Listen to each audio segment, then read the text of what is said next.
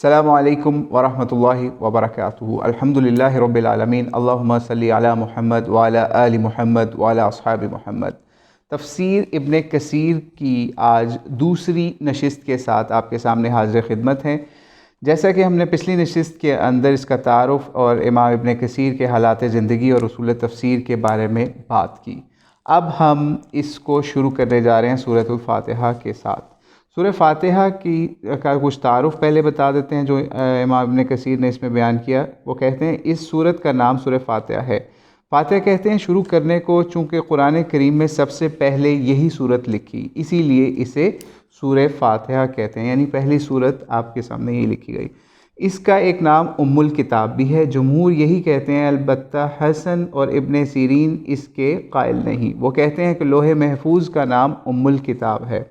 بہرحال یہ ان کا اختلاف اکثر فقہاء کا اور تابعین کا۔ ام الکتاب آگے ہم چلتے ہیں جب، تو ایک صحیح حدیث کے اندر بھی ترمذی کی حدیث میں آتا ہے کہ رسول اسلام نے فرمایا الحمدللہ رب العالمین، پوری سورت تک یہی سورت ام القرآن ہے، ام الکتاب ہے، 7 مثانی ہے اور قرآن عظیم ہے۔ یہ جو روایت ہے یہ ابو داؤد کے اندر بھی کتاب الصلاۃ میں ہمیں مل جاتی ہے اور ترمذی کے اندر بھی۔ بہرحال یہ ایک حدیث بھی اس کے اندر بتائی۔ پھر اسی طرح دارمی میں ابو سعید رضی اللہ تعالیٰ عنہ سے بھی مرفوعاً ایک روایت ملتی ہے کہ فاتحہ ہر زہر کے لیے شفا ہے۔ اس کا ایک نام سورۃ الرقیہ بھی ہے، ٹھیک ہے۔ اور آگے چلتے ہیں، اور اس سورہ فاتحہ کی پہلی آیت جو ہے وہ بسم اللہ الرحمن الرحیم ہے۔ سفیان بن عیینہ فرماتے ہیں کہ اس کا نام، اسی صورت کا نام رقیہ ہے، ٹھیک ہے، جیسا کہ پہلے سورۃ الرقیہ بیان ہوا۔ یحییٰ بن کثیر بھی کہتے ہیں اس کا نام کافیہ ہے، یعنی یہ اپنے ما سوا سے کفایت کرتی ہے، دوسری صورت سے یہ کوئی کفایت نہیں کرتی، یعنی اس کے برابر کی نہیں ہے۔ اسے سورۃ الصلاۃ اور سورۃ الکنز بھی کہا گیا ہے۔ زمخشری کی جب تفسیر کشاف دیکھیں تو اس کے اندر یہ چیزیں بیان بھی کی گئی ہیں۔ بہرحال یہ اس کی تھوڑی سی تھی۔ اس کے علاوہ آگے چلتے ہیں تو اس کے اندر ایک اور بات یہ بتاتے ہیں کہ یہ جو سورہ ہے الحمد شریف یا فاتحہ، اس سورت کے کلمات 50 ہیں، حروف 113 ہیں۔ امام بخاری کتاب و تفسیر کے شروع میں صحیح بخاری میں لکھتے ہیں کہ ام الکتاب اس سورت کا نام ہے، اسی لیے قرآن کریم کی کتابت اسی سے شروع کی جاتی ہے، اور اس کا ایک صحیح نام سبع ٹھیک ہے۔ یہ تو امام بخاری کا اس میں یہاں پہ قول بھی آ گیا اور ان کی کتاب سے اس کو نقل بھی کیا گیا۔ آگے چلتے ہیں، ٹھیک ہے۔ ہم کچھ چیزیں اس میں سکپ بھی کریں گے اور یہاں پہ آپ کو چیز بتاتے چلیں کہ ہم پوری ہر سورت کی ہر آیت کی تلاوت نہیں کریں گے، جہاں ضرورت پڑی اس کی تلاوت کرتے رہیں گے۔ بہرحال ابھی الحمدللہ کی تو تلاوت آپ کے سامنے کریں گے اور بھی آیتوں کی کریں گے، لیکن یہ ابھی صرف تعارف چل رہا ہے، ٹھیک ہے، کہ اس کے کتنے نام ہیں، ایک 7 مثانی بھی بیان ہو گیا۔ بہرحال سورہ فاتحہ کے آگے فضائل بھی آتے ہیں، جس کے اندر مختلف صحابہ کے واقعات بھی بیان کیے جا رہے ہیں سورہ فاتحہ کے فضائل کے حوالے سے، ٹھیک ہے۔ پھر آگے چلتے ہیں جب، تو ہم اس کے اندر صحیح بخاری کے اندر ابو سعید خدری رضی اللہ تعالیٰ عنہ سے ایک واقعہ جو ہے، جو اس کی فضیلت کے اندر وہ بھی بیان یہاں پہ ہوا ہے کہ صحیح بخاری کے فضائل القرآن میں ابو سعید خدری سے روایت ہے کہ ہم ایک مرتبہ سفر میں تھے، ایک جگہ ٹھہرے ہوئے تھے کہ اچانک ایک لونڈی آئی اور کہا یہاں قبیلے کے سردار کو سانپ نے کاٹ لیا ہے، ہمارے آدمی یہاں موجود نہیں ہیں، آپ میں سے کوئی ایسا کوئی جھاڑ پھونک کر دے، یعنی سانپ کے زہر کا کوئی تریاق یا اس کا حل کر دے اللہ۔ تو پھر اس کے بعد یہ لوگ گئے وہاں پر اور انہوں نے سورہ فاتحہ کے ذریعے سے دم کیا، اور پھر جب انہوں نے ان کو مال و دولت بھی دیا واپسی کے اوپر۔ میں اس کو تھوڑا سا یہاں سے شارٹ کر رہا ہوں، ٹھیک ہے۔ تو جب وہ مال و دولت لے کے آئے اور وہ بندہ ٹھیک ہو گیا، تو نبی علیہ السلام کے پاس آئے، تو نبی علیہ السلام سے انہوں نے مسئلہ پوچھا۔ آپ کے پاس آئے، آپ صلی اللہ علیہ وسلم نے فرمایا اسے کیسے معلوم ہوا کہ یہ دم پڑھ کر کرنے والی صورت ہے؟ تو اس میں نبی علیہ السلام نے اپنے حصے کا بھی کہا کہ جو یہ مال ہے اس میں میرا بھی ایک حصہ رکھنا۔ بہرحال یہ ایک طویل حدیث ہے، ہم نے اس کو تھوڑا سا یہاں پر مختصر کر کے بیان کیا ہے۔ اور ایک اور مسلم کی روایت کے مطابق وہ جنہوں نے دم کیا تھا وہ ابو سعید خدری صحابی ہی تھے، اللہ پاک کی رحمت ہو صحابہ کے اوپر۔ بہرحال آگے چلتے ہیں۔ اسی طریقے سے آگے بھی کچھ ایک دو احادیث ہیں، اور اس سے آگے صحیح مسلم میں حضرت ابو ہریرہ سے روایت ہے کہ رسول اللہ السلام نے فرمایا جو شخص اپنی نماز میں ام القرآن نہ پڑھے اس کی نماز ناقص ہے، ناقص ہے، ناقص ہے، پوری نہیں ہے، ٹھیک ہے، یہ بھی ایک روایت بیان کی گئی ہے۔ پھر اس کے بعد آگے تھوڑا ایک طویل حدیث بیان ہو رہی ہے، بڑی خوبصورت حدیث ہے، بہت طویل حدیث ہے، یہ بھی صحیح بخاری کے اندر موجود ہے اور صحیح مسلم کے اندر بھی ہے، ٹھیک ہے۔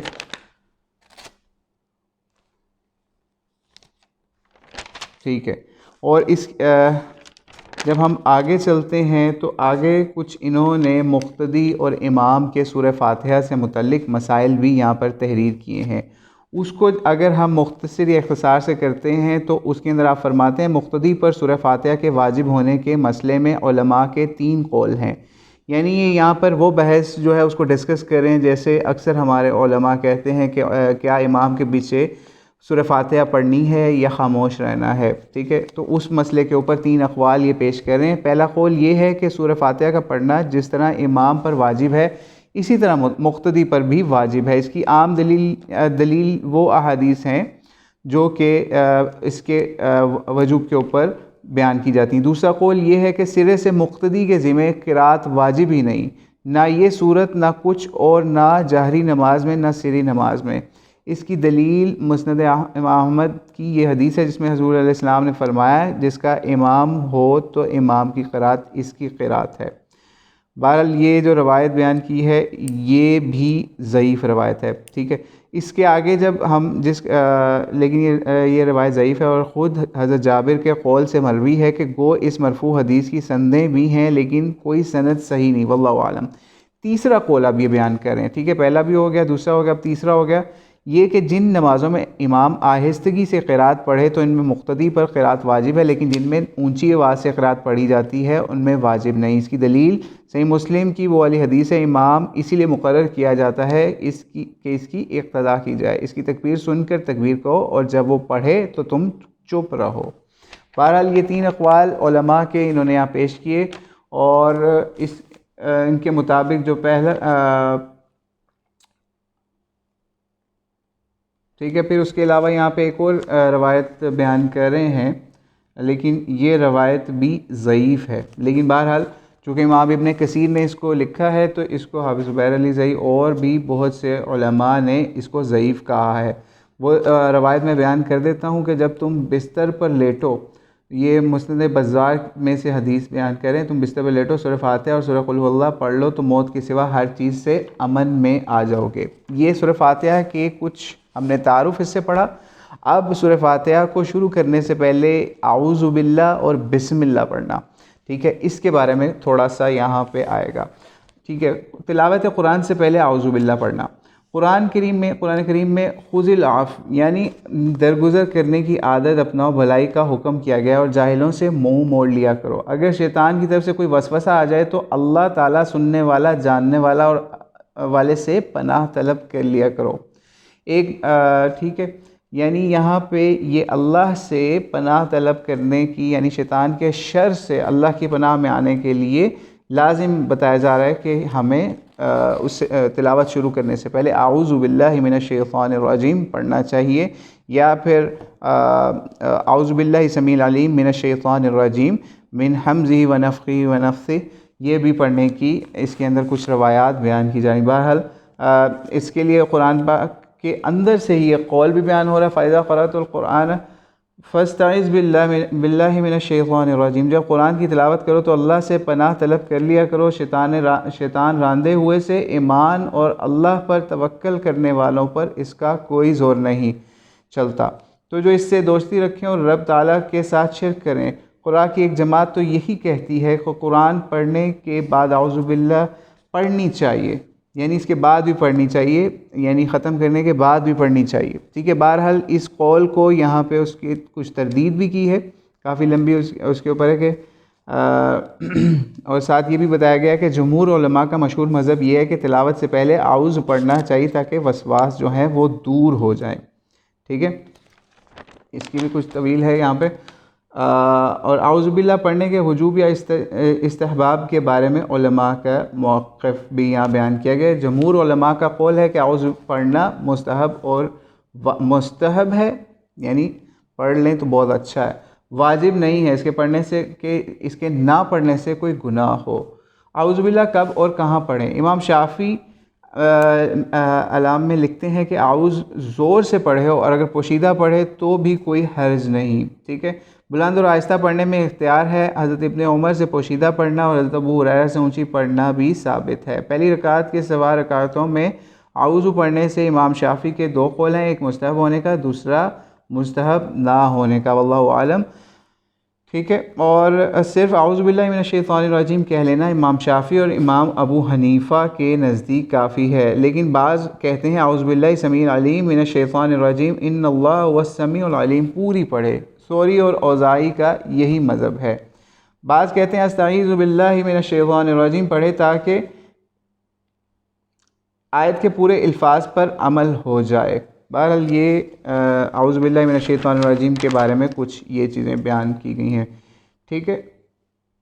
اچھا آگے چلتے ہیں، آگے بسم اللہ، کیوں اعوذ باللہ کے بعد ہم لوگ ویسے بھی پڑھتے ہیں بسم اللہ، تو سورہ فاتحہ سے پہلے بھی اس کی تفسیر کی وضاحت کی جا رہی ہے۔ بسم اللہ الرحمن الرحیم، اس کا ترجمہ ہے اللہ تعالیٰ بخشنے والا اور مہربان کے نام سے شروع کرتا ہوں، ٹھیک ہے۔ اللہ تعالیٰ بخشش کرنے والے مہربان کے نام سے شروع کرتا ہوں۔ صحابہ کرام نے کتاب اللہ کو اسی کے ساتھ شروع کیا ہے۔ علماء کا اتفاق ہے کہ بسم اللہ الرحمن الرحیم سورہ نمل کی ایک آیت ہے، البتہ اس میں اختلاف ہے کہ وہ ہر سورت کے شروع میں ایک مستقل آیت ہے یا نہیں، ٹھیک ہے۔ آگے یہ اس کے اوپر بحث آ رہی ہے کہ کیا یہ ایک مستقل آیت ہے، علیحدہ آیت ہے یا سورتوں کا حصہ ہے۔ بہرحال اس کے اندر کچھ مختلف تابعین کے اور ائمہ کے اقوال اس میں آ رہے ہیں۔ مثال کے طور پہ البتہ امام مالک اور امام ابو حنیفہ اور ان کے ساتھی کہتے ہیں کہ بسم اللہ نہ تو سورہ فاتحہ کی آیت ہے نہ کسی اور سورت کی۔ امام شافعی کا ایک قول تو یہ مروی ہے کہ یہ سورہ فاتحہ کی تو ایک آیت ہے لیکن اور سورتوں کی نہیں۔ ان کا قول یہ بھی ہے کہ ہر سورت کے شروع کی آیت کا حصہ ہے، لیکن یہ دونوں قول غریب ہیں۔ اب داؤد رحمہ اللہ کہتے ہیں کہ یہ ہر سورت کے شروع میں ایک مستقل آیت ہے، سورت میں داخل نہیں۔ امام احمد ابن حنبل بھی یہی روایت ہے۔ ابو بکر رازی رحمہ اللہ نے ابو حسن کرخی کا بھی یہی مذہب بیان کیا، ٹھیک ہے۔ تو یہ بات ہے۔ آگے نمازوں میں بسم اللہ کو بلند آواز سے پڑھنا ہے یا آہستہ آواز، اس کے اوپر بھی کچھ لکھا گیا ہے، لیکن بہرحال اس کا کیونکہ ہم یہاں پہ قرات کے حوالے سے یا نماز کی قرات کے حوالے سے فوکس نہیں ہے، مین چیز ہے کہ تفسیر کو پڑھا جائے، ٹھیک ہے۔ رسول اسلام کی قرات کا انداز، ٹھیک ہے۔ صحیح بخاری میں ہے کہ حضرت انس سے سوال ہوا کہ رسول اسلام کی قرات کس طرح کی تھی، فرمایا کہ ہر کھڑے لفظ کو آپ دراز کر کے پڑھتے تھے، ٹھیک ہے۔ بسم اللہ الرحمن الرحیم، ٹھیک ہے۔ یہ یہاں پہ انہوں نے بتایا کہ الرحمن پر مد کیا اور الرحیم پر بھی مد کیا۔ بہرحال یہ صحیح بخاری کی ایک روایت ہے، ٹھیک ہے۔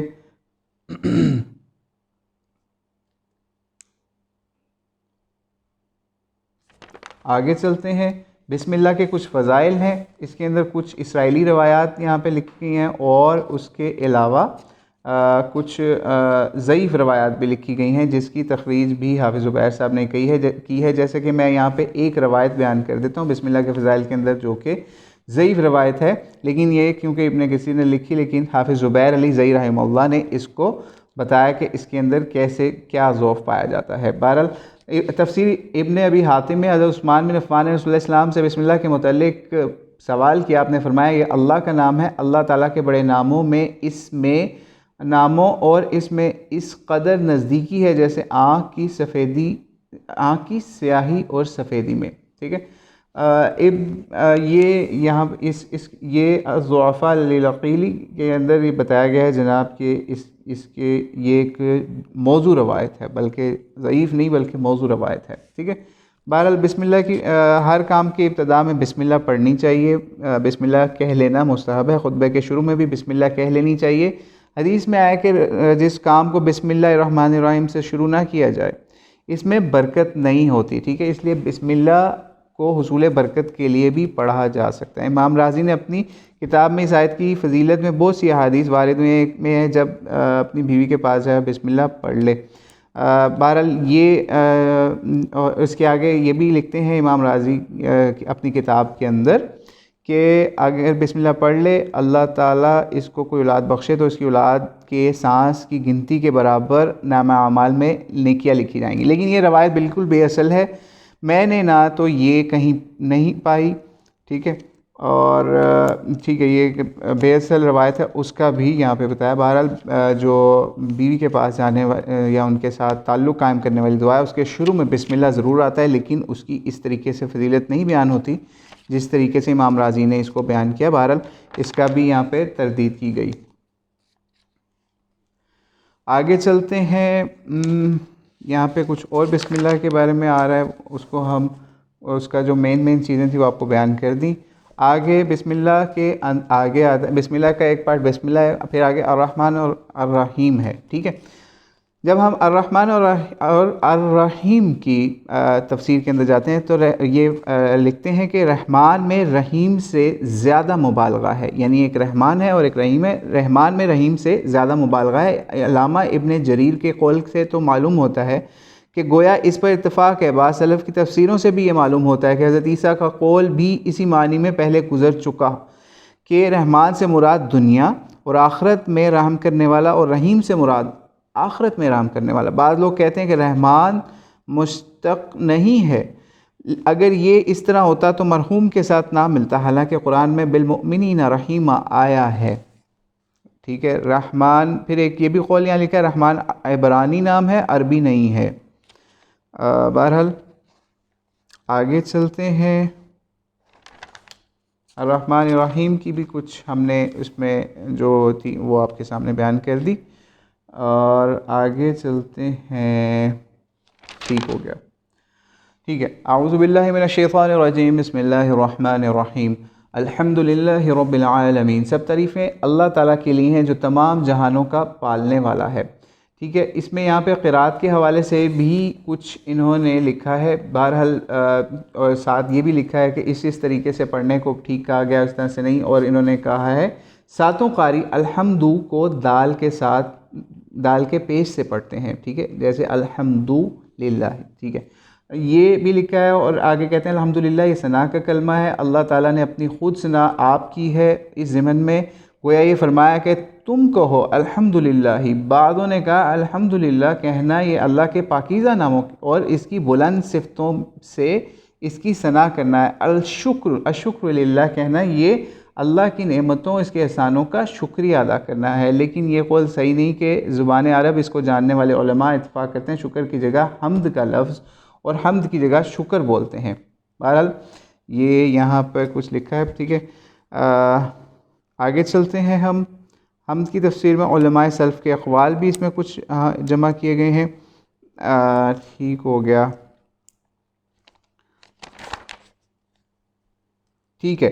اس میں جو عالمین کا لفظ ہے اس کی تشریح جب ہم دیکھتے ہیں، یعنی الحمدللہ پہلے ہوا، پھر اس کے بعد عالمین کی اگر ہم تشریح اس میں دیکھتے ہیں، عالمین سے عالمین جمع ہے عالم کی، ٹھیک ہے، یعنی اللہ کے سوا تمام مخلوق کو عالم کہتے ہیں۔ لفظ عالم، ٹھیک ہے، لام کے اوپر زبر ہے، لفظ عالم بھی جمع ہے، اس کا واحد لفظ ہے ہی نہیں۔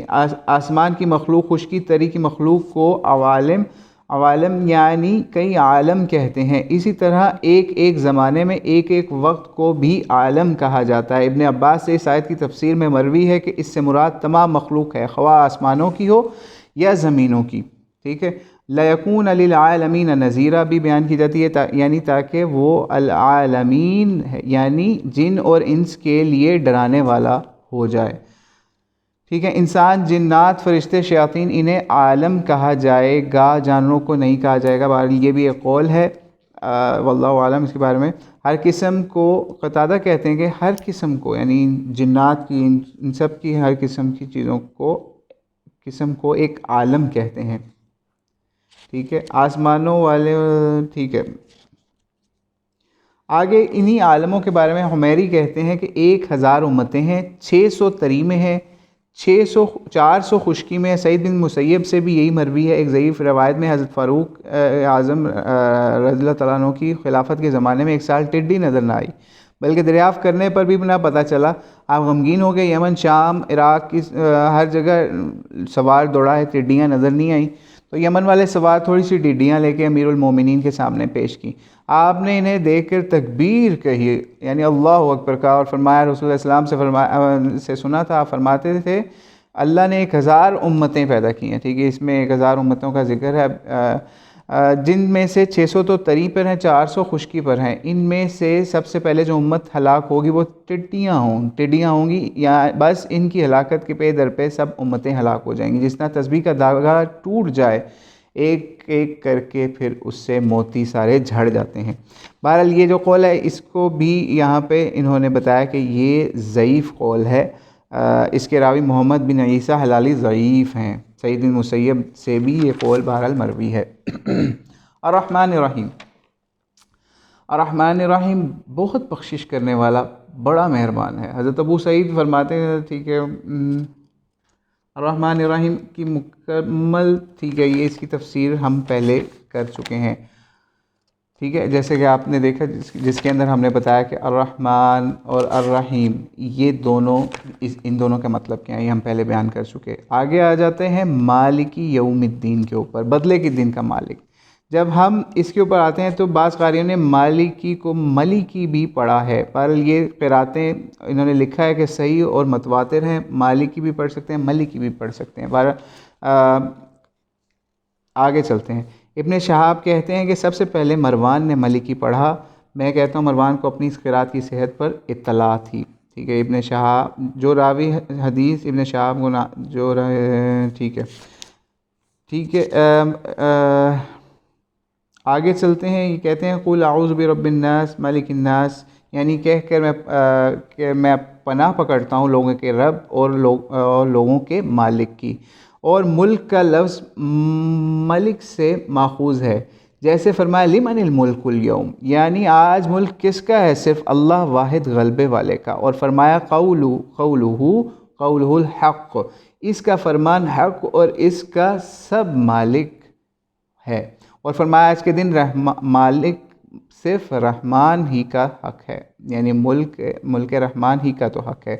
آج کا دن کافروں پر بہت سخت ہے، یعنی یہ یہاں پہ آیتیں بیان ہو رہی ہیں، سورہ غافر کی پہلے بیان کی، پھر سورہ انعام کی، پھر سورہ مریم کی بھی آگے کچھ آیت بیان کی جا رہی ہے، جو کہ اللہ کے مالکی یوم الدین ہونے کے اوپر دلالت کر رہی ہیں۔ اس میں بتایا جا رہا ہے، ابن عباس فرماتے ہیں اس دن اس کی بادشاہت میں اس کے سوا کوئی نہ ہوگا، جیسے کہ دنیا میں مجازن تھے۔ یوم الدین سے مراد مخلوق کے حساب کا دن، یعنی قیامت کا دن ہے، ٹھیک ہے، یعنی بدلے کا سزا کا دن قیامت ہے، ٹھیک ہے۔ صحابہ تابعین میں بھی یہی بات مروی آتی ہے۔ الدین کی تشریح جب دیکھتے ہیں تو دین کے معنی یا دین کے معنی بدلے اور جزا و حساب کے ہیں، جیسے ہم کہتے ہیں دیندار ہے بھائی تو میرا، جیسا کہ قرآن کریم میں ہے اس دن اللہ تعالیٰ نے پورا بدلہ دے گا، جان لیں گے، اور جگہ ہے کیا ہم بدلے دیے جائیں گے۔ حدیث میں یہ ہے کہ دانا وہ ہے جو اپنے نفس سے خود بدلہ لے لے، موت کے بعد کام آنے والے اعمال کرے، یعنی اپنا محاسبہ کر لے۔ جو بھی بندے کو یہ پتہ ہے کہ قیامت آنے والی ہے اور اس کا مالک اللہ کریم ہے اور اس کا حساب کتاب ہونا ہے۔ آگے آتا ہے ایاک نعبد و ایاک نستعین۔ جب ہم اس کے اوپر جاتے ہیں تو اس کا ترجمہ ہے صرف تیری ہی عبادت کرتے ہیں اور صرف تجھ ہی سے مدد چاہتے ہیں، یعنی اللہ سے، ٹھیک ہے۔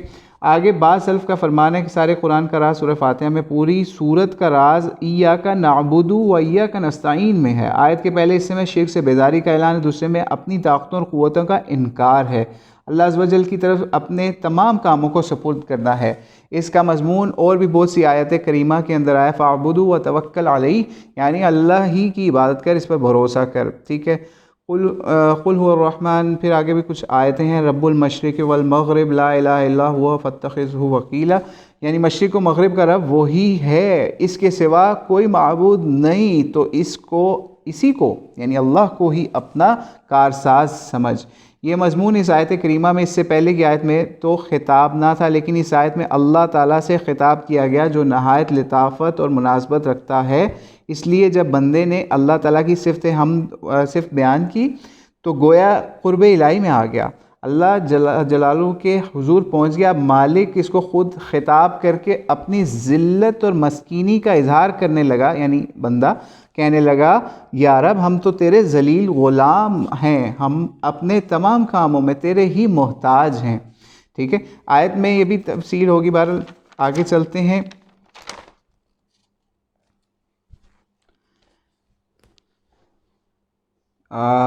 آگے ہے آیت اہدنا الصراط المستقیم، اے اللہ ہمیں سیدھی راہ دکھا۔ جب ہم اس کے اوپر جاتے ہیں تو اس کے اوپر اہدنا الصراط المستقیم، اور اس میں اس آیت کو پڑھنے کا طریقہ بھی یہاں بیان ہو رہا ہے۔ جمہور نے صراط یعنی صاد سے صراط پڑھا ہے، بعضوں نے سین سے صراط کہا ہے۔ بہرحال زے کی ایک قرات سے فراط کہتے ہیں بنی عذرا، اور بنی کلب کی یہی قرات یہی ہے، یعنی پڑھنے میں لکھنے میں نہیں، ایک چیز ذہن میں رکھیے، یعنی صاد یا صراط یا صراط۔ بہرحال یہ تجوید کی چیزیں ہیں، ان کو ہم تھوڑا سا سکپ بھی کریں گے ساتھ ساتھ۔ صراط مستقیم سے کیا مراد ہے؟ یہاں پہ لکھتے ہیں امام ابو جعفر ابن جریر فرماتے ہیں مراد ہے واضح اور صاف رستہ ہے جو کہیں سے ٹیڑھا نہ ہو۔ شاعروں کے شعر میں یہ معنی صاف طور پر پائے جاتے ہیں، اس سے بے شمار شواہد موجود ہیں۔ صراط کا لفظ بطور استعارہ کے قول اور فعل پر بھی آتا ہے، اس کا وصف استقامت اور ٹیڑھ پن کے ساتھ آتا ہے۔ سلف اور خلف مفسرین سے اس کی بہت سی تفسیریں منقول ہیں، ان سب کا خلاصہ ایک ہے، وہ اللہ اور رسول کی پیروی اور تابعداری ہے۔ ٹھیک ہے، اور ایک مرفوع حدیث میں صراط مستقیم کتاب اللہ ہے۔ ٹھیک ہے، یعنی پہلے بھی فضائل قرآن کے بارے میں جو حدیثیں گزر چکی ہیں، اللہ تعالیٰ کی مضبوطی، حکمتوں والا ذکر اور سیدھی راہ یعنی صراط مستقیم، یہی اللہ کی کتاب ہے۔ اس کے اندر مسند احمد کی حدیث ہے، لیکن اس کو یہ کہتے ہیں کہ یہ ضعیف بھی ہے، لیکن اس کو یہاں پر مطلب سمجھنے کے لیے استعمال کیا گیا ہے۔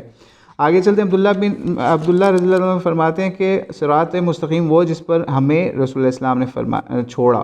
امام ابو جعفر ابن جریر کا فیصلہ یہ ہے کہ میرے نزدیک اس آیت کی سب سے بہترین تفسیر یہ ہے کہ انہوں نے کہا ہم توفیق دیے جائیں گے اس چیز کی جو باری تعالیٰ کی مرضی کی چیز ہے، جس پر چلنے سے رب تعالیٰ اپنے بندوں سے راضی ہو، اور ان پر انعام کیا ہوا صراط مستقیم یہی ہے جو چیز جس کی اس کو توفیق دیا گیا، جس کی توفیق اللہ کے نیک بندوں پر تھی، جن پر اللہ کا انعام ہوا تھا، جو نبی، صدیق اور شہداء اور صالح لوگ تھے، یعنی صراط مستقیم کی یہاں بات ہو رہی ہے۔ آگے چلتے ہیں تو صراط الذین انعمت علیہم، بعد اعوذ باللہ من الشیطان الرجیم، یعنی غیر المغضوب علیہم ولا الضالین، راہ ان لوگوں کی جن پر تو نے انعام کیا، نہ ان کی جن پر غضب کیا، اور نہ گمراہوں کے۔ انعام یافتہ کون ہے؟ یعنی اس کا ترجمہ تو ہم نے پڑھ لیا، اب انعام یافتہ کون ہے؟ وَمَن يُطِعِ اللَّهَ وَرَسُولَهُ فَأُولَٰئِكَ مَعَ الَّذِينَ أَنْعَمَ اللَّهُ عَلَيْهِمْ۔ ٹھیک ہے، یہ لمبی آیت ہے، بہرحال اس کا ترجمہ کچھ یوں ہے، رب تعالیٰ اور رسول کے ماننے والے ساتھ ہوں گے جن پر رب تعالیٰ کا انعام ہے، جو نبی اور صدیق اور شہید اور صالح لوگ ہوں گے، یہ بہترین ساتھی اور اچھے رفیق ہیں۔ یہ فضل الہی اور اللہ کا جاننے والا ہونا کافی ہے۔ حضرت عبداللہ بن عباس فرماتے ہیں مطلب یہ ہے، یا اللہ تو مجھے ان فرشتوں، نبیوں، صدیقوں، شہیدوں، صالحین کی راہ پر چلا جن پر تو نے اپنی اطاعت اور عبادت کی وجہ سے انعام فرمایا۔ یہ آیت ٹھیک وَمَن یُطِعِ اللَّهَ کی طرح سے ہے۔ ٹھیک ہے، ابن عباس مجاہد فرماتے ہیں رسول اللہ علیہ وسلم آپ کے صحابہ اس سے مراد ہیں۔ ابن عباس کا قول زیادہ قوی اور معقول ہے، واللہ عالم، یہاں پہ لکھا ہوا۔ بہرحال آگے مغضوب علیہم سے مراد کیا ہے؟ مغضوب علیہم سے مراد جو ہے یہاں پر بتایا گیا کہ مسند احمد کی ایک روایت، ترمذی کی بھی روایت کے حوالے سے، کہ مغضوب علیہم سے مراد یہاں پر یہود ہیں، یعنی مغضوب علیہم سے مراد یہود ہیں، اور ضالین سے مراد نصارہ ہے۔ اب آگے یہاں پہ ضاد اور کی قرات کا بھی فرق کے اوپر تھوڑا سا بیان کیا گیا ہے کہ بہرحال انہوں نے یہ کہا کہ یہ ضاد اور ضاد جو ہے اس کا مخرج کیسے ادا کیا جاتا ہے، لیکن انہوں نے یہ کہا ہے کہ دونوں ٹھیک ہیں، اس میں کوئی اتنا بڑا مسئلہ نہیں۔ لیکن یہاں پہ ایک روایت ہے جس کا یہاں پہ رد بھی کیا گیا کہ ایک حدیث میں ہے کہ ضاد کو سب سے زیادہ صحیح پڑھنے والا میں ہوں یعنی نبی علیہ السلام، لیکن یہ حدیث بالکل بے اثر اور لاپتہ یعنی اس کی سند نہیں پتہ۔ بہرحال اس کے آگے پھر جب یہ سورہ فاتحہ ختم ہوتی ہے تو آمین پڑھنے کی کہنے کی فضیلت آگے بیان ہوتی ہے۔ آمین کے معنی یہ ہے کہ اے اللہ تو قبول فرما۔ آمین کہنے کے مستحب ہونے کی دلیل یہ حدیث جو مسند احمد، ابو داؤد، ترمذی بن حجر سے مروی ہے۔ ٹھیک ہے، تو آمین کہتے تھے۔ ابو داؤد میں آواز بلند یعنی بلند آواز سے آمین کہا جاتا ہے۔ امام ترمذی اس کو حسن کہتے ہیں۔ حضرت علی ابن مسعود، ابو ہریرہ وغیرہ سے روایت ہے، رسول اللہ السلام کی آمین پہلی صف والے لوگ جو آپ کے قریب ہوتے تھے سن لیتے تھے، یعنی اس سے پتہ چلتا ہے کہ اونچی آواز سے آمین کہنا بھی ثابت ہے۔ بہرحال اس کے اوپر اختلاف بھی ہے، لیکن یہاں پہ انہوں نے سارے اس کے حوالے سے اونچی آواز سے کہنے کے حوالے سے بھی لکھ دی ہیں۔ امام مالک کے اصحاب کا مذہب ہے کہ امام آمین نہ کہے، مقتدی آمین کہیں، کیونکہ امام موطا مالک کی حدیث میں والضالین کہے تو تم آمین کہو۔ یہ موطا امام مالک کی حدیث ہے، یعنی امام کو آمین کہنے کی ضرورت نہیں ہے، مقتدی جو ہیں وہ کہیں۔ بہرحال یہ ان کا اپنا مذہب ہے، لیکن آگے چلتے ہیں۔ جی آگے سورہ بقرہ کی تفسیر کو سٹارٹ کرتے ہیں۔ یہاں پہ سورہ بقرہ کے کچھ نام اور اس کے حوالے سے کچھ فضائل ہیں، ان کے میں جو ذوف ہے وہ بھی بتایا جائے۔ سورہ بقرہ قرآن کی کوہان ہے۔ رسول اللہ السلام نے فرمایا سورہ بقرہ قرآن کی کوہان ہے اور اس کی بلندی ہے کہ اس کی ایک ایک آیت کے ساتھ 80 فرشتے نازل ہوتے تھے، اور بالخصوص آیت الکرسی تو خاص عرش تلے سے نازل ہوئی، اس صورت کے ساتھ ملائی گئی۔ سورہ یاسین قرآن کا دل ہے، جو شخص اسے اللہ کی رضا جوئی کے آخرت کی طلبی کے لیے پڑھے اسے بخش دیا جاتا ہے۔ اس صورت کو مننے والوں کے سامنے پیش کیا کرو۔ یہ بھی روایت ضعیف ہے۔ بہرحال پھر صحیح مسلم کی بھی روایت ہے، اپنے گھروں کو قبریں نہ بناؤ، جس گھر میں سورہ بقرہ پڑھی جائے وہاں شیطان داخل نہیں ہوتا۔ یہ بہرحال یہ روایت جو ہے وہ صحیح مسلم کی صحیح سند کے ساتھ ثابت ہے۔ ٹھیک ہے، پھر اس کے علاوہ اس کی کچھ فضیلتیں ہیں۔ صحیح بخاری کے اندر ایک واقعہ بھی آتا ہے، جس کے اندر ایک ہے کہ ایک مرتبہ رات کو حضرت اسید جو ہیں وہ سورہ بقرہ کی تلاوت شروع کی۔ ان کا گھوڑا جو ان کے پاس ہی بندھا ہوا تھا، اس نے اچھلنا کودنا شروع کر دیا۔ انہوں نے قرات چھوڑ دی، گھوڑا بھی سیدھا ہو گیا، یعنی سکون میں آ گیا۔ انہوں نے پھر پڑھنا شروع کیا، گھوڑے نے پھر بدکنا شروع کر دیا۔ انہوں نے پھر پڑھنا موقوف کیا، گھوڑا بھی ٹھیک ٹھاک ہو گیا۔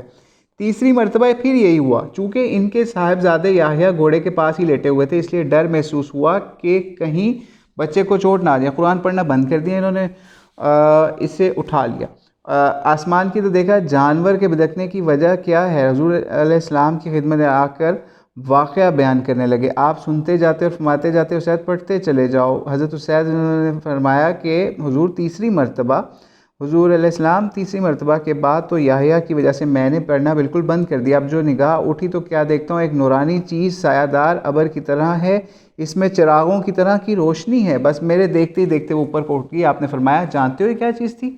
یہ فرشتے تھے جو تمہاری آواز کو سن کر قریب آ گئے تھے۔ اگر تم پڑھنا موقوف نہ کرتے تو صبح تک یوں ہی رہتے اور ہر شخص انہیں دیکھ لیتا، کسی سے نہ چھپتے۔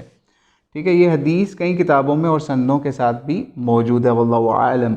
ٹھیک ہے، سورہ بقرہ اور آل عمران کی بھی یہاں فضیلت ہے۔ سورہ بقرہ سیکھو، اس کا ٹھیک ہے، کچھ یہاں پہ آگے چلتے ہیں۔ بہرحال سورہ بقرہ کے نزول کے بارے میں یہ کہتے ہیں کہ سورہ بقرہ ساری کی ساری مدینہ میں نازل ہوئی سوائے ایک آیت کے۔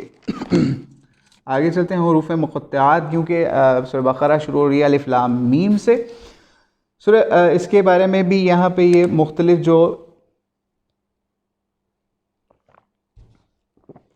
مفسرین کا اختلاف بیان کرتے ہیں کہ اس کے الف لام میم جو ہے اس کے مختلف ہے۔ ایک یہ بات بیان کرتے ہیں کہ اس کا مطلب تو کسی کو معلوم نہیں، اللہ کو ہی معلوم ہے اس کا مطلب۔ بہرحال اس میں اور بھی اقوال کرتے ہیں، جیسے حضرت مجاہد فرماتے ہیں کہ الف لام میم حامیم الف لام میم صاد صاد یہ صورتوں کی ابتدا ہے جن سے صورتیں شروع ہوتی ہیں۔ انہی سے منقول ہے کہ الف لام میم قرآن کے ناموں میں سے ایک نام ہے۔ حضرت قتادہ زید بن اسلم کا بھی یہی قول ہے۔ شاید اسی قول کا مطلب وہی ہے جو عبد الرحمن بن زید بن اسلم فرماتے ہیں صورتوں کے نام ہیں، اس لیے ہر صورت کو قرآن کہہ سکتے ہیں۔ نہیں ہو سکتا سارے قرآن کا نام الف لام میم صاد ہو۔ جب کوئی شخص کہے میں نے سورہ الف لام میم صاد پڑھی تو ظاہر یہ سمجھا جائے گا اس نے سورہ اعراف نہ پڑھی، بلکہ پورا قرآن پڑھا۔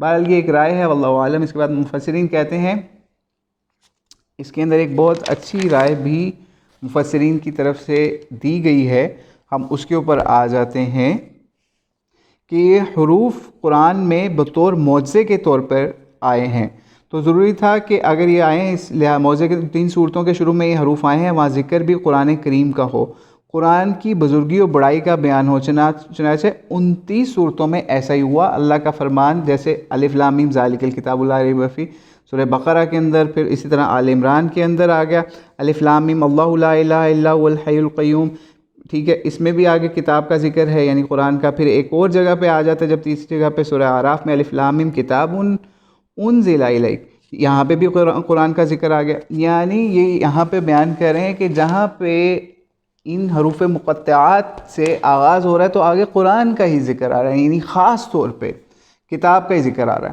ٹھیک ہے۔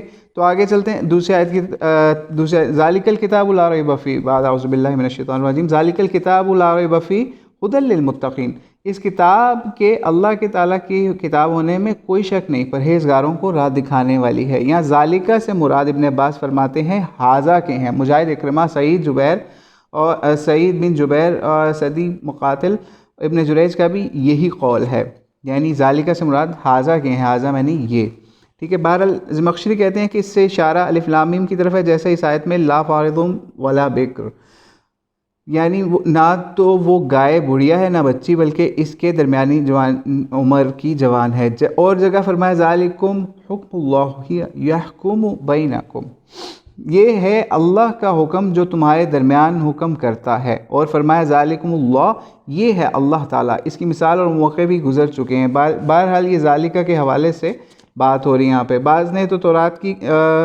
اور انجیل کی طرف بھی اس کو اشارہ جانا ہے، لیکن اس کو مفسرین نے اس قول کو ضعیف قرار دیا ہے۔ کتاب سے مراد قرآن کریم ہے۔ ذالک الکتاب کے حوالے سے لا ریب کا آگے آ جاتا ہے، ریب کا لا ریب فیہ جیسے ہے۔ ریب کا لفظ عرب شاعروں کے شعروں میں تہمت کے معنی میں بھی آیا ہے اور حاجت کے معنی میں بھی۔ اس جملے کے معنی یہ ہوئے ہیں اس قرآن کے اللہ تعالیٰ کی طرف سے نازل شدہ ہونے میں کوئی شک نہیں ہے، جیسے سورہ سجدہ میں ہے الف لام میم تنزیل الکتاب لا ریب فیہ من رب العالمین، یعنی بے شک یہ قرآن تمام جہانوں کے پالنے والے پروردگار کی طرف سے اترا ہے، ٹھیک ہے۔ آگے متقی لوگ کون ہیں، ٹھیک ہے، کیونکہ اس کا اگلا حصہ تھا ھدی للمتقین۔ ابن عباس فرماتے ہیں متقین وہ ہیں جو ایمان لا کر شرک سے دور رہ کر اللہ کے احکام بجا لائیں۔ ایک اور روایت ہے متقی لوگ وہ ہیں اللہ کے عذابوں سے ڈر کر ہدایت کو نہیں چھوڑتے، اس کی رحمت کی امید کے ساتھ جو نازل ہوا ہے اس کو سچا جانتے ہیں۔ حسن بصری رحمہ اللہ فرماتے ہیں متقی وہ ہے جو حرام سے بچے اور فرائض بجا لے کے۔ اعمش حضرت ابوبکر بن عیاض سے سوال کرتے ہیں کہ متقی کون ہے؟ آپ یہی جواب دیتے ہیں پھر میں نے کہا ذرا حضرت قلبی سے تو دریافت کر لو، وہ کہتے ہیں متقی وہ ہیں جو گناہ کبیرہ سے بچیں۔ اس پر دونوں کا اتفاق ہوتا ہے۔ قتادہ فرماتے ہیں متقی وہ ہے جس کا وصف اللہ تعالیٰ نے خود اس آیت کے بعد بیان کر دیا، یعنی اگلی آیت پہ آ جاتے ہیں، وصف کیا بیان کیا؟ الذین یؤمنون بالغیب، یعنی وہ متقی لوگ کون ہیں؟ ابن جریر فرماتے ہیں سب اوصاف متقین میں جمع ہو گئے۔ ترمذی اور ابن ماجہ کی حدیث میں رسول اللہ السلام نے فرمایا بندہ حقیقی متقی نہیں ہو سکتا جب تک ان چیزوں کو نہ چھوڑ دے جن میں حرج نہیں ہے، اس خوف سے کہ کہیں وہ حرج میں گرفتار نہ ہو جائے۔ ترمذی اسے حسن غریب کہتے ہیں اس روایت کو۔ بہرحال آگے چلتے ہیں، الذین یؤمنون بالغیب کے بارے میں بھی کچھ ہو گیا ذکر، یعنی جو لوگ غیب پر ایمان لاتے ہیں۔ پھر اس کے بعد اس غیب سے حوالے سے جو قرآن پاک میں مختلف آیات آئی ہیں وہ بھی بیان کی جا رہی ہیں، جیسے سورہ توبہ کے اندر ان الذین یخشون ربہم بالغیب، جو لوگ اپنے رب سے در پردہ ڈرتے رہتے ہیں۔ اور جگہ پر فرمایا من خشی الرحمن بالغیب، یعنی جو شخص اللہ کے سے بغیر دیکھے ڈرے اور جھکنے والا دل لے کر آئے، حقیقت میں باری تعالیٰ کو خوف ایمان اور علم کا خلاصہ ہے، جیسا فرمایا انما یخشى اللہ من عبادہ العلماء، رب تعالیٰ سے وہی ڈرتے ہیں جو ذی علم ہے۔ بعض کہتے ہیں وہ غیب پر بھی ایسا ہی ایمان رکھتے ہیں جیسا حاضر پر، ان کا حال منافقوں جیسا نہیں۔ بہرحال آگے چلتے ہیں، ابن عباس فرماتے ہیں کہ اللہ کی طرف سے جو آیا وہ سب غیب میں داخل ہے۔ ابو ذر رضی اللہ تعالیٰ عنہ فرماتے ہیں مراد اس سے قرآن ہے، یعنی ٹھیک ہے۔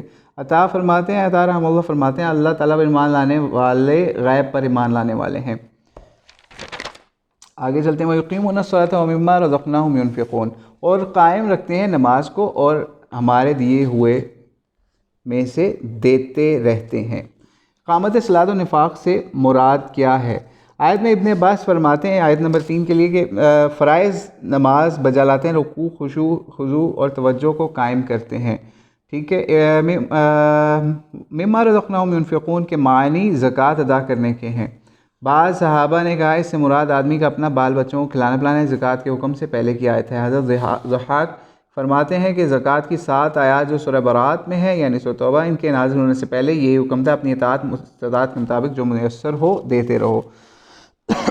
آیت نمبر 4 پہ جاتے ہیں، اور جو لوگ ایمان لاتے ہیں اور جو تیری طرف اتارا گیا ہے جو تجھ سے پہلے اتارا گیا تھا، آخرت پر یقین اور ایمان رکھتے ہیں، ٹھیک ہے، یعنی جو پہلے اتارا گیا پھر اس کے بعد جو ابھی اتارا گیا اس پہ بھی ایمان رکھتے ہیں اور آخرت پر بھی ایمان رکھتے ہیں۔ صلاۃ کے لغوی اور شرعی معنی، عربی لفظ میں صلاۃ کے معنی دعا کے ہیں، عرب شاعروں کے شعراء اس پر شاہد ہیں، پھر شریعت میں اس کا استعمال نماز پر جو رکوع و سجود اور دوسرے خاص افعال کا نام ہے جو مخصوص اوقات میں جملہ شرائط صفات اقسام کے ساتھ بجا لائی جاتی ہیں۔ نماز کو صلاۃ اس لیے کہا جاتا ہے نمازی اللہ تعالیٰ کے ذکر سے اپنے عمل کا ثواب طلب کرتا ہے، ٹھیک ہے۔ یہاں آگے مومنین کی کچھ صفات آ رہی ہیں، یعنی جو کچھ اللہ تعالیٰ کی طرف سے تم پر نازل ہوا، تم سے پہلے انبیاء پر نازل ہوا، آیت نمبر 4 کے اندر جو ابھی ہم اوپر پڑھ کے آئے ہیں کہ اس کی تصدیق کرتے ہیں۔ یہ نہیں کہ کسی کو مانیں کسی کا انکار کریں، بلکہ اپنے رب کی سب باتوں کو مانتے ہیں، اس پر ایمان بھی رکھتے ہیں۔ اگلی آیت پہ چلتے ہیں، اولئک علی ھدی من ربہم واولئک ھم المفلحون، یہی لوگ اپنے رب کی طرف سے ہدایت پانے والے ہیں۔ ہدایت پانے والے خوش نصیب لوگ کون ہیں؟ یعنی وہ لوگ جن کے اوصاف پہلے بیان ہوئے، مثلا غیب پر ایمان لانا، نماز قائم کرنا، اللہ کے دیے ہوئے میں سے خرچ کرنا، رسول اسلام پر جو اترا اس پر ایمان لانا، ٹھیک ہے، اور ایمان لانا اور حرام کاریوں سے بچتے رہنا، ٹھیک ہے۔ اب ہم آگے چلتے ہیں، یہ ہدایت پانے والے لوگ ہیں جن کی یہاں پہ مختصر تفصیل کر دی گئی۔ ان الذین کفروا سواء علیہم انذرتہم ام لم تنذرہم لا یؤمنون، کافروں کو آپ کا ڈرایا یا نہ ڈرانا برابر ہے، یہ لوگ ایمان نہیں لائیں گے، ٹھیک ہے۔ یہ بد نصیب لوگوں کے بارے میں بیان ہو رہا ہے کہ آپ علیہ السلام کا ڈرانا سود مند ہو اور نہ ہی نہ ڈرانا، یہ کبھی اللہ تعالیٰ کی وحی کی تصدیق نہ کریں گے جو آپ علیہ السلام پر نازل ہو رہی ہے۔ ابن عباس فرماتے ہیں حضور علیہ السلام کو اس کی بہت حرص تھی، یعنی بہت تمنا تھی تمام لوگ ایماندار ہو جائیں، ہدایت کو قبول کر لیں، لیکن پروردگار نے فرما دیا سعادت ہر ایک کے حصے میں نہیں آئے گی، یہ نعمت بڑھ چکی کسی کے حصے میں آئی ہے، جو آپ کی مانے گا، جو بدقسمت ہوگا ہرگز آپ کی اطاعت کی طرف نہیں جھکے گا۔ آگے چلتے ہیں، آگے دلوں پر اور کانوں پر مہر لگنے کا بیان ہے آیت نمبر 7 کے اندر۔ ختم اللہ علی قلوبہم وعلی سمعہم وعلی ابصارہم غشاوۃ ولہم عذاب عظیم، یعنی اللہ تعالیٰ نے ان کے دلوں کانوں پر مہر کر دی ہے، ان کے کانوں آنکھوں پر پردہ ہے، ان کے لیے بڑا عذاب ہے۔ حضرت سعدی رحمہ اللہ فرماتے ہیں ختمہ سے مراد یعنی مہر لگا دینا۔ قتادہ فرماتے ہیں یعنی ان پر شیطان غالب آ گیا، اسی کی ماتحتی میں ہے، یہاں تک کہ مہر الہی ان کے دلوں پر ان کے کانوں پر لگ گئی اور آنکھوں پر پردہ پڑ گیا، ٹھیک ہے۔ آگے یہاں پہ مہر کے 2-3 لیول بیان ہو رہا ہے۔ مجاہد فرماتے ہیں گناہ کے لوگوں کے دلوں پر چڑھتے جاتے ہیں، ایک طرف سے گھیر لیتے ہیں، پس یہی تباہ اور ختمہ یعنی مہر ہے۔ دل اور کان کے لیے محاورہ میں مہر آتی ہے، قرآن میں رعانہ کا لفظ بھی ہے، تباہ کا لفظ بھی ہے، ٹھیک ہے، اور اقفال کا لفظ ہے۔ رعانہ تباہ سے کم ہے اور تباہ اقفال سے کم ہے، اقفال سب سے زیادہ ہے، ٹھیک ہے، یعنی قفل بندی یا اقفال ہو کے ان کے۔ مجاہد نے اپنا ہاتھ دکھا کر کہا کہ دل ہتھیلی کی طرح بندے کے گناہ کی وجہ سے سمٹ جاتا ہے، بندہ اور بند ہوتا جاتا ہے، ایک گناہ کیا تو گویا ایک انگلی بند ہوگی، ٹھیک ہے، پوری ہاتھ جو ہے پھر اور آخر میں اس پہ مہر لگ جاتی ہے، ٹھیک ہے۔ آگے چلتے ہیں، وَمِنَ النَّاسِ مَن يَقُولُ آمَنَّا بِاللَّهِ، یہ لمبی آیت ہے، اس کا ترجمہ کرتے ہیں۔ بعض لوگ کہتے ہیں کہ ہم اللہ تعالیٰ پر ایمان لائے اور اس پر ایمان رکھتے ہیں، لیکن در حقیقت وہ ایمان نہیں رکھتے، وہ اللہ تعالیٰ کو ایمان اور ایمان والوں کو دھوکہ دینا چاہتے ہیں، اور ایمان والوں، لیکن یہاں پہ منافقت کی بات ہو رہی ہے۔ آیت نمبر 8 اور 9 میں منافقت دراصل نفاق کہتے ہیں بھلائی کے ظاہر کرنے اور برائی کے پوشیدہ کرنے پر۔ ابن جریج فرماتے ہیں منافق کا دل اس فعل کی طرح ہے، اس کا باطن ظاہر کے خلاف، اس کا آنے جانے کے خلاف، ٹھیک ہے، یعنی اس کا ظاہر اس کے باطن کے خلاف۔ عبداللہ بن سلام نے، ٹھیک ہے، جب حضرت علیہ السلام ہجرت کر کے مکہ چھوڑ کر مدینہ تشریف لائے، یہاں اوس اور خزرج کے قبائل آباد تھے، ان میں سے صرف یہودیوں میں سے عبداللہ بن سلام نے اس سچے دین کو قبول کیا، تب تک بھی منافقوں کا خبیث گروہ قائم نہ ہوا تھا۔ حضور علیہ السلام نے ان یہودیوں سے اور عرب کے بعض اور قبائل سے صلح بھی کر لی تھی۔ ٹھیک ہے، آگے چلیں۔ یہاں منافقوں کا بیان ہے تو یہاں عبداللہ بن ابی سلول کا بھی بیان ہے۔ خزرج کے قبیلے سے تھا، لیکن اوس و خزرج اسے اپنا بڑا مانتے تھے، بلکہ اس کی باقاعدہ سرداری بادشاہت کا اعلان پختہ ارادہ ہو چکا تھا۔ ان دونوں کا قبیلہ کا رخ اسلام میں تھا۔ عبداللہ بن عباس فرماتے ہیں منافق اوس و خزرج کے قبیلوں میں سے تھے، یہودی بھی ان کے طریقے پر تھے۔ قبیلہ اوس و خزرج کے نفاق کا ان آیات میں بیان آیا ہے، یعنی جو ہم اوپر 8 اور 9 آیت کی تفسیر کر رہے ہیں، ٹھیک ہے۔ اس کے بعد ہم آگے چلتے ہیں۔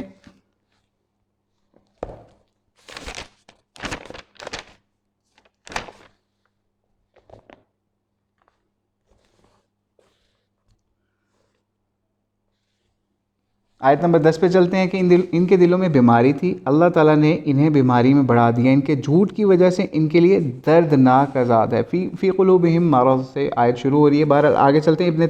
ابن عباس سے اس کی تفسیر بھی نفاق کی ہی مروی ہے، ٹھیک ہے۔ زید بن اسلم فرماتے ہیں یہاں دینی بیماری مراد ہے، نہ کہ جسمانی۔ انہیں اسلام میں شک کی بیماری تھی، اس شک کی بیماری تھی، ان کی ناپاکی میں اللہ نے اضافہ کر دیا، جیسے قرآن میں فَأَمَّا الَّذِينَ آمَنُوا فَزَادَتْهُمْ إِيمَانًا وَهُمْ يَسْتَبْشِرُونَ، ٹھیک ہے۔ بخاری مسلم کی روایت حضور علیہ السلام نے حضرت عمر سے فرمایا اس بات کو میں ناپسند فرماتا ہوں کہ لوگوں میں سے چرچوں کہ محمد علیہ السلام اپنے ساتھیوں کو قتل کر دیتے ہیں، یعنی یہ بات یہاں پہ ہو رہی ہے جب منافقوں کو قتل کرنے کی بات ہو رہی تھی، یا عبداللہ بن ابی سلول اور اس طرح کے لوگوں کی۔ قرطبی رحمہ اللہ فرماتے ہیں ہمارے علماء کا بھی یہ قول ہے، ٹھیک اسی طرح حضرت مؤلفۃ القلوب، جن کے اسلام دل کی طرف جن کے دل اسلام کی طرف مائل ہو جاتے ہیں، ان کو مال عطا فرمایا، جبکہ آپ علیہ السلام جانتے تھے کہ ان کے اعتقاد بد ہیں، یعنی ادھر منافقوں کا ذکر آ رہا ہے، ٹھیک ہے۔ آگے چلیں۔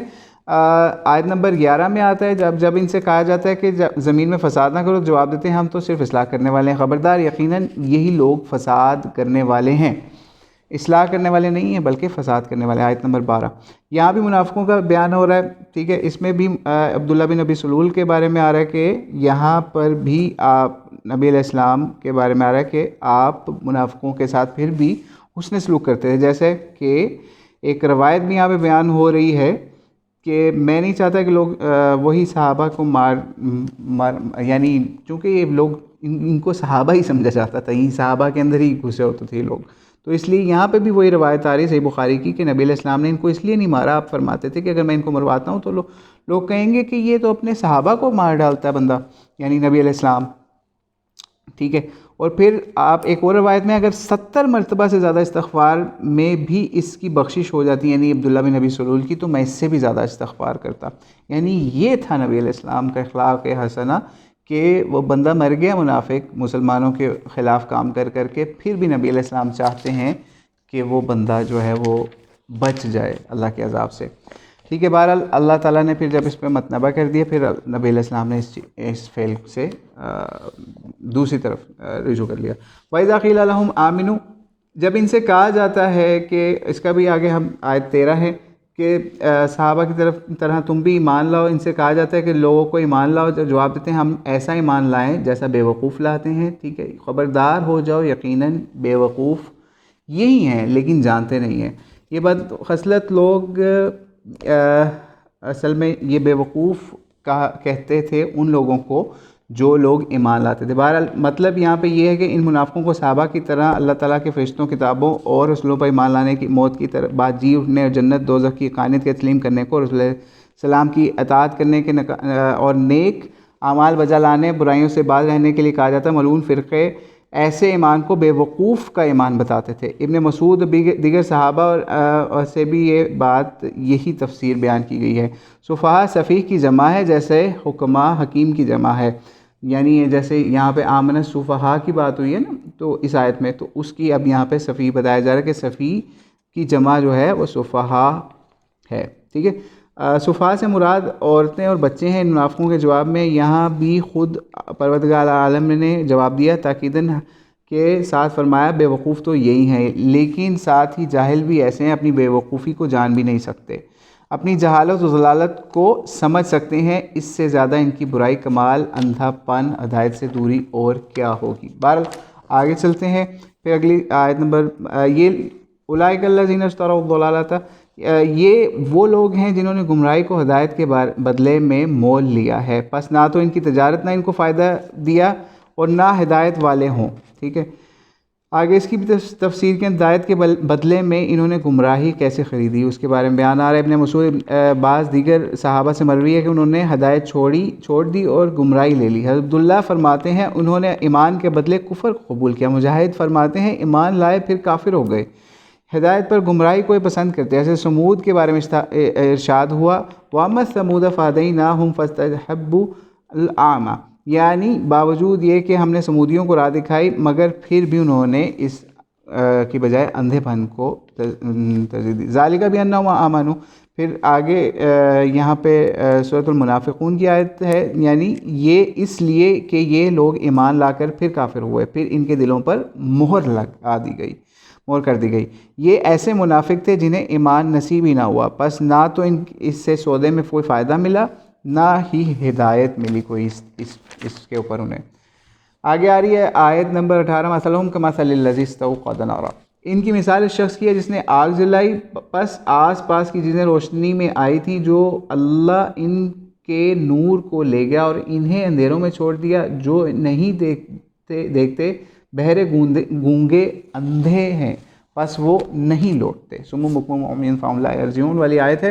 منافقین کی یہاں پہ مثال دی جا رہی ہے کہ یہ مثالیں ہم لوگوں کے لیے بیان کرتے ہیں جنہیں صرف عالم، ٹھیک ہے، یہاں پہ منافقین کی مثال دی جا رہی ہے، یعنی ان کو گونگے بہرے جو ہیں اور اندھوں سے تشبیہ دی جا رہی ہے۔ ابن جریر فرماتے ہیں جن کی یہ مثال بیان کی گئی ہے انہیں کسی وقت بھی ایمان نصیب ہی نہ ہوا تھا، کیونکہ آپ کو پتہ ہے منافقین کا بیان چل رہا ہے، پہلے فرمان باری تعالیٰ گزر چکا ہے، وما ہم بمؤمنین، یعنی یہ سورہ بقرہ کی آیت نمبر 8 میں آ رہا ہے، کوئی یہ زبان سے اللہ تعالیٰ پر اور قیامت پر ایمان لانے کا اقرار کرتے ہیں مگر حقیقتاً ایماندار نہیں ہیں، ٹھیک ہے۔ ایک جماعت ٹھیک ہے۔ ابن عباس سے بھی ایک روایت ہے، بعض صحابہ فرماتے ہیں رسول اللہ اسلام مدینہ تشریف لانے کے بعد کچھ لوگ اسلام لے آئے مگر پھر منافق بن گئے۔ ان کی مثال اس شخص کی ہے جو اندھیرے میں ہو، پھر آگ جلا کر روشنی حاصل کرے، آس پاس بھلائی برائی دیکھنے لگے، معلوم کر لے کس راہ پر ہے، اچانک آگ بجھ جائے، ٹھیک ہے۔ بنورہم وترکہم کی یہ یہاں پہ تفسیر ہو رہی ہے کہ اچانک آگ بجھ جائے، روشنی جاتی رہے، اب معلوم نہیں ہو سکتا کہ کس راہ میں کیا کیا ہے۔ اس طرح منافق شرک و کفر و ظلمت میں تھے، پھر اسلام لا کر بھلائی برائی یعنی حلال حرام سمجھنے لگے، پھر وہ کافر ہو گئے، ٹھیک ہے۔ یہ یہاں پہ اس کی تفسیر بیان کی گئی۔ پھر اس کے بعد آیت نمبر 20 آ گئی، او کصیب من السماء، یعنی آسمان برسات کی طرح، جس طرح اندھیریاں اور گرج اور بجلی ہو، موت سے ڈر کر کڑاکے کی وجہ سے اپنی انگلیاں اپنے کانوں میں ڈال لیتے ہیں، ٹھیک ہے۔ اور اللہ کافروں کو گھیرنے والا ہے، قریب ہے کہ بجلی ان کی آنکھیں اچک لے اور جب ان کے لیے روشنی کرتی ہے تو اس میں چلنے پھرنے لگتے ہیں، یکاد البرق، ٹھیک ہے، روشنی کرتی ہے تو اس میں چلتے پھرتے ہیں، جب ان پر اندھیرا کرتی ہے تو کھڑے ہو جاتے ہیں۔ اگر اللہ تعالیٰ چاہے تو ان کی سماعت بصارت لے جائے، بے شک اللہ ہر چیز پر قادر ہے۔ اس کے بارے میں پیچھے بتا دیا کہ آگ جلانے، یا اس کے پہلے آگ کا ذکر تھا، پھر اس کے بعد یہاں پہ بجلی کا ہے۔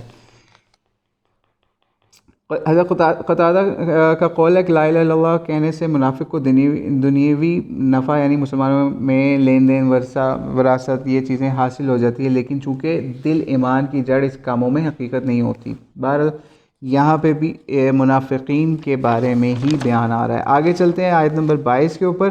اے لوگو اپنے اس یا ایھا الناس اعبدوا ربکم الذی خلقکم، آگے اس کا ترجمہ کرتے ہیں، پورا آیت نہیں پڑھے، اے لوگو اپنے رب کی عبادت کرو جس نے تم سے پہلے سب کو پیدا کیا، یہی تمہارا بچاؤ ہے، جس نے تمہارے لیے زمین کو بچھونا بنایا، آسمان کو چھت بنایا اور آسمان سے پانی اتارا، اس سے پھل پیدا کیے، تمہیں روزی دی، خبردار باوجود جاننے کے اللہ کے شریک مقرر نہ کرو۔ یہاں پہ بھی منافقوں کے بارے میں بیان کیا جا رہا ہے۔ مسند احمد میں رسول اللہ السلام نے فرمایا دل 4 قسم کے ہیں، ایک تو صاف دل جو روشن چراغ کی طرح ہے، دوسرا وہ جو دل جو غلاف آلودہ ہیں، تیسرے وہ دل جو الٹے ہیں، چوتھے وہ دل جو مخلوط ہیں۔ پہلا دل تو مومن کا ہے جو پوری طرح نورانی ہے، دوسرا کافر کا جس پر پردے پڑے ہوئے ہیں، تیسرا دل خالص منافقوں کا ہے جو جانتا ہے انکار کرتا ہے، چوتھا دل اس منافق کا ہے جس میں ایمان اور نفاق دونوں جمع ہیں۔ ایمان کی مثال اس سبزے کی طرح ہے جو پاکیزہ پانی سے بڑھ رہا ہو، منافق کی مثال اس پھوڑے کی طرح ہے جس میں پیپ اور خون ہی بڑھتا جائے، اب جو مادہ بڑھ جائے وہ دوسرے پر غالب آ جاتا ہے۔ ٹھیک ہے، یہ یہاں پہ منافقوں کی مزید یہ کہنا شیئر کر، یہاں پہ ایک اور چیز ہے، ٹھیک ہے، اس کا یہاں پہ ذکر نہیں ہے، آگے چلتے ہیں۔ آگے کچھ وجود باری تعالیٰ کے دلائل بھی یہاں پر لکھے گئے ہیں۔ بہرحال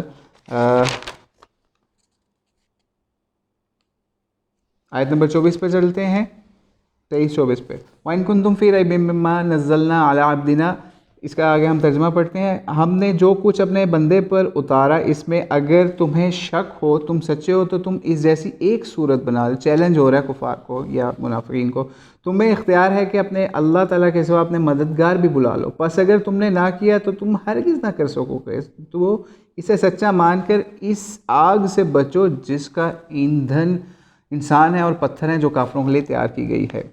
ٹھیک ہے، محمد علیہ السلام کی نبوت کا اثبات بھی اس کے اندر ہے، یعنی ان آیتوں کے اندر، دونوں کے اندر، یعنی ان کو چیلنج کیا۔ مجاہد فرماتے ہیں کہ یہاں پہ فرمایا گیا کہ تم اپنے حاکموں اور اپنے زبان دان فصیح و بلیغ لوگوں سے بھی مدد لے لو۔ ٹھیک ہے، یہ ابن ابی حاتم کی روایت یہاں پہ مجاہد بیان کریں۔ قرآن کا اعجاز ہے کہ اس کے معجزے کا اظہار، اس کا طرز کلام کئی جگہ ہے، سورہ قصص میں بھی ہے یہ بات کہ اگر تم سچے ہو، یعنی ان دونوں تورات اور قرآن سے زیادہ ہدایت والی کوئی کتاب ہے تو لاؤ، میں بھی اس کی تابعداری کروں، یعنی ان کو چیلنج کے طور پہ یہ بات ہو رہی تھی۔ ٹھیک ہے، سورہ ہود میں بھی آیا پھر اسی طریقے سے چیلنج، ٹھیک ہے، اور بھی جگہوں پہ یہ آیا، سورہ یونس میں بھی آیا۔ ٹھیک ہے، یعنی یہ قرآن، اس کا ترجمہ پڑھ رہا ہوں، یہ قرآن اللہ تعالیٰ کے سوا اور کسی کی طرف سے گھڑا ہوا نہیں، بلکہ یہ پہلی کتابوں کی تصدیق اور کتاب کی تفصیل ہے جس کے اللہ کے کلام ہونے میں کوئی شک نہیں ہے، جو رب العالمین کی طرف سے ہے۔ کیا یہ لوگ اسے خود ساختہ بتاتے ہیں؟ ان سے کہو اللہ کے سوا ہر شخص کو بلا کر اس قرآن کی سینکڑوں صورتوں میں سے ایک چھوٹی سی صورت ہی اس جیسی کوئی ایک صورت بنا لاؤ تاکہ تمہارا سچ ظاہر ہو۔ یہ تمام آیات تو مکہ مکرمہ میں نازل ہوئی اور اہل مکہ کو اس کے مقابلے میں عاجز ثابت کر کے پھر مدینہ منورہ میں بھی اس کا مضمون دہرایا گیا، جیسے کہ پہلے بتایا گیا کہ یہ مدنی صورتوں میں سے ایک ہے۔ ٹھیک ہے، قرآن کے معجزے کی بات ہوگی یہاں پہ، اور یہ پیچھے جو ہم نے پڑھا وقود اور حجارہ، وقود کے معنی ایندھن کے ہیں، ٹھیک ہے، جو پچھلی آیت کے اندر پڑھا جس میں کافروں کو، منافقوں کو ڈرایا جا رہا تھا، اور وقود سے مراد ایندھن کے، ٹھیک ہے، تو یعنی انسانوں اور جنوں کا جو ایندھن ہے اس کے بارے میں بیان ہو رہا ہے کہ جہنم کے اندر جو حجارہ کہتے ہیں، ٹھیک ہے۔ بہرحال آگے چل، اور اچھا، حجارہ کے کہتے ہیں پتھر کو، ٹھیک ہے، پتھر یہاں مراد گندک کے سیاہ اور بڑے بڑے بدبودار پتھر ہیں جن کی آگ بہت تیز ہوتی ہے۔ وقود کے معنی ایندھن کے، اور یہاں پہ حجارہ کے متعلق معنی پتھر کے، کالے پتھر کہہ لیں۔ جہنم، اب فاتو بسورۃ، ٹھیک ہے، آگے چلتے ہیں، آیت نمبر 25 پہ چلے جاتے ہیں۔ بہرحال ابھی تقریباً 50 منٹ سے اوپر ہو چکا ہے ٹائم، بہرحال ہم اس کو کوشش کرتے ہیں کہ جتنی آیتیں ہو جاتی ہیں وہ کر لیتے ہیں، باقی اگلے نشست میں۔ وَبَشِّرِ الَّذِينَ آمَنُوا وَعَمِلُوا الصَّالِحَاتِ، یہ والی آیت بھی کافی طویل ہے، بہرحال اس کا ترجمہ کرتے ہیں۔ ایمانداروں اور نیک عمل کرنے والوں کو ان جنتوں کی خوشخبریاں دو جن کے نیچے نہریں بہہ رہی ہیں، جب کبھی پھلوں کی روزیاں دیے جائیں تو کہیں گے یہ وہی ہے جو ہم سے پہلے دیے گئے تھے، ہم شکل لائے جائیں گے اور ان کے لیے بیویاں ہیں صاف ستھری اور جنتوں میں ہمیشہ رہنے والے ہیں۔ یہاں پہ ایمان والوں کے لیے خوشخبریاں اور جنت کا بیان آ رہا ہے آیت نمبر 25 میں۔ چونکہ پہلے کافروں اور دشمنان دین کی سزا عذاب رسوائیوں کا ذکر تھا، پہلے ایمانداروں نیک صالح کی جزا، اور اب یہاں پہ نیک صالح لوگوں کی جزا ثواب سرخروئی کا بیان ہے۔ قرآن کے مثانی ہونے کی ایک معنی یہ بھی ہے کہ صحیح قول بھی یہی ہے کہ اس کے ہر مضمون تقابلی جائزے کے ساتھ بیان کیا گیا، یعنی پہلے کافر، منافق، اور اب ایمان والوں کی بات ہو رہی ہے۔ آگے چلتے ہیں اگلی آیت پہ۔ یقیناً ان اللہ لا یستحیی ان یضرب، یعنی اللہ تعالیٰ کسی مثال کے بیان کرنے سے نہیں شرماتا، خواہ مچھر کی ہی ہو، اس سے بھی ہلکی چیز کی۔ ایماندار تو اسے اپنے رب کی جانب سے صحیح سمجھتے ہیں، اور کفار کہتے ہیں اس سے مثال اللہ نے کیا مراد لی ہے۔ اس کے ساتھ بہتوں کو گمراہ کرتا ہے، اکثر لوگوں کو راہ راست پر لاتا ہے۔ گمراہ تو صرف فاسقوں کو ہی کرتا ہے۔ جو لوگ اللہ تعالیٰ کے مضبوط عہد کو توڑ دیتے ہیں، اللہ تعالیٰ نے جن چیزوں کے جوڑنے کا حکم دیے انہیں توڑتے ہیں، زمین میں فساد لاتے ہیں، یہی لوگ نقصان اٹھانے والے ہیں۔ ٹھیک ہے، یہاں پہ جب ہم دیکھتے ہیں تو جو اللہ تعالیٰ یا متشابہات چیزوں کی بات ہوئی ہے پچھلی آیت کے اندر، اس کے بارے میں بیان ہے کہ یعنی جب ظاہری صورت و شکل میں جو جنت کی نعمتیں ہوں گی وہ دنیا کی نعمتوں سے اگر مشابہ ہوں گی تو وہ یہی سمجھ رہے ہوں گے، لیکن بہرحال جب انہیں کھائیں گے، جواب دیں گے، رنگ نور چکھیں گے، تو وہ ان کا لطف جو ہے وہ مختلف ہوگا۔ دنیا کے میووں سے نام و شکل و صورت میں ملتے جلتے ہوں گے، لیکن مزہ کچھ دوسرا ہی ہوگا۔ اچھا، اگلی 27ویں آیت کے اندر جو بات ہو رہی ہے اس کی تفسیر کچھ کرتے ہیں کہ مچھر کی، یعنی جب 26-27 آیت کے اندر دیکھتے ہیں تو اس کے اندر ابن مسعود، ابن عباس اور صحابہ سے روایت ہے کہ جب اوپر کی 3 مثالوں میں 2 مثالیں منافقوں کی بیان ہوئی، یعنی آگ اور پانی کی، تو کہنے لگے ایسی چھوٹی چھوٹی مثالیں اللہ تعالیٰ بیان کرتے ہرگز نہیں کرتا۔ اس پر یہ دونوں آیتیں نازل ہوئیں۔ قتادہ فرماتے ہیں جب قرآن کریم میں مکڑی اور مکھی کی مثال بیان ہوئی تو مشرک کہنے لگے ایسی حقیر چیزوں کے بیان کی کیا قرآن میں، اللہ کی کتاب میں کیا ضرورت ہے؟ تو جواباً یہ آیات اتری اور کہا گیا حق اس سے بھی نہیں شرماتا کہ خواہ وہ کم ہو یا زیادہ ہو۔ معلوم یہ ہوا گویا یہ آیت مکہ میں نازل، حالانکہ ایسا نہیں ہے۔ بزرگوں سے یہ بھی اس طرح کا شان نزول مروی ہے۔ ٹھیک ہے، بہرحال یہ انہوں نے ایک کیا، اور آگے ایک اور روایت ہے ترمذی کی، بہرحال یہ حسن درجے کی ہے، کہ ایک حدیث میں آتا ہے کہ دنیا کی قدر و منزلت اللہ کے نزدیک ایک مچھر کے پر کے برابر بھی ہوتی، تو اللہ کسی کافر کو ایک گھونٹ پانی بھی نہ دیتا۔ ٹھیک ہے، اللہ تعالیٰ وعدوں کو توڑنے والے کون لوگ ہیں؟ ٹھیک ہے، یہ بھی پچھلی آیت کے اندر جو ہے وہ بیان ہوا۔ ٹھیک ہے، کون لوگ ہیں اللہ کے وعدوں کو توڑنے والے؟ صحابہ کرام سے مروی ہے، اس سے مراد گناہ اور منافق ہوتے ہیں، راہ مومن پاتے ہیں، وہ گمراہی میں بڑھ جاتے ہیں کیونکہ باوجود اس علم کے مثال حق ہے، درست اور صحیح ہے۔ آیت نمبر 28 ہے، تم اللہ کے ساتھ کیسے کفر کرتے ہو حالانکہ تم مردہ تھے، اس نے تمہیں زندہ کیا، پھر تمہیں مار ڈالے گا، پھر زندہ کرے گا، پھر اسی کی طرف لوٹائے جاؤ گے۔ آیت 28 اس بات کا ثبوت دیتی ہے کہ اللہ تعالیٰ موجود ہے، وہ قدرتوں والا ہے، وہی پیدا کرنے والا ہے، وہی اختیار والا ہے۔ ٹھیک ہے، ابن مسعود فرماتے ہیں کفار جو کہیں گے ربنا، ٹھیک ہے، ابن مسعود فرماتے ہیں، ٹھیک ہے، یہ یہاں پر اس کو سکپ کرتے ہیں، آگے چلتے ہیں۔ عبد الرحمن بن زید کا بیان ہے کہ حضرت آدم علیہ السلام کی پیٹ میں انہیں پیدا کیا گیا، پھر ان سے عہد و پیمان لے کر بے جان کر دیا گیا، پھر ماں کے پیٹ میں انہیں پیدا کیا، پھر دنیا میں موت آئی، پھر قیامت۔ یہ قول غریب ہے، بہرحال اس کی بھی یہاں پہ نفی کی گئی ہے بعد میں تخریج کرنے والوں کی طرف سے کہ یہ قول کچھ یہاں پہ غریب یا ضعیف لیول کے ہیں۔ پھر اگلی آیت کی طرف چلتے ہیں، 29 نمبر، هو الذی خلق لکم ما فی الارض جميعا ثم استوى الى السماء فسواهن 7 سماوات وهو بكل شیء علیم۔ وہ ذات جس نے تمہارے لیے زمین کی کل چیزوں کو پیدا کیا، پھر آسمان کی طرف قصد کیا، ان ساتوں کو ٹھیک ٹھاک کیا، وہ ہر چیز کو جانتا ہے۔ زمین و آسمان کی تخلیق کی یہاں پر بات ہو رہی ہے، ٹھیک ہے، تو اس میں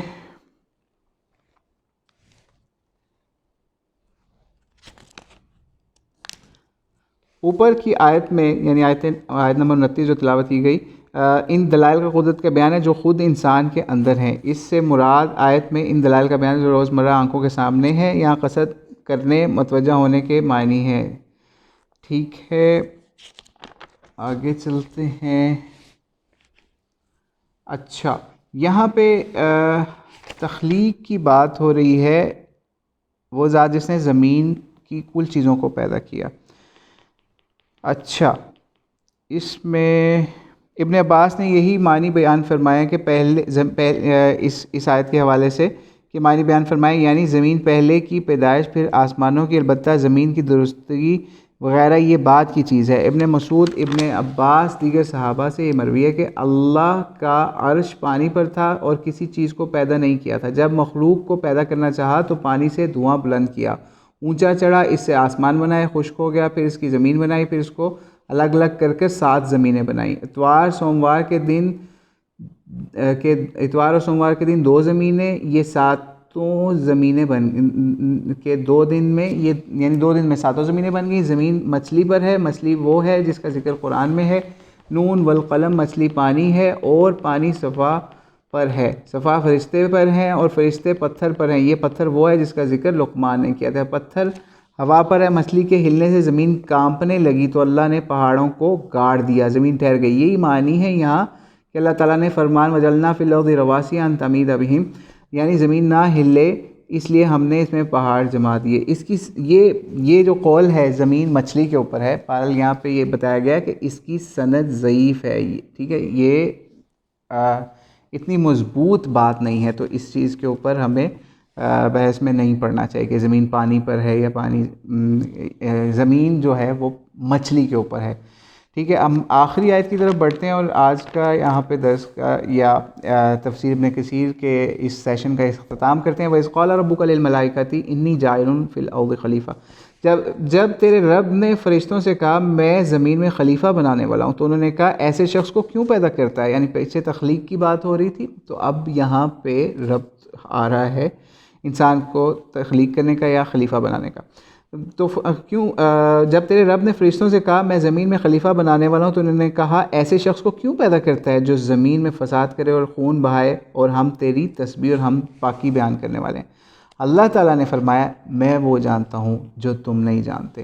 بہرحال اس آیت سے ہی ہم اگلا سیشن انشاءاللہ سٹارٹ کریں گے، کیونکہ اگر ہم یہاں سے شروع کر دیتے ہیں تو ایک پورا جو واقعہ ہے جس کے اندر آدم کو اللہ تعالیٰ نے کیا چیزیں سکھائیں، کیا اسماء سکھائے، تو وہاں سے ہی پھر اس آیت کو ہم کنٹینیو کریں گے تاکہ اس کا ربط اس کے ساتھ قائم رہے.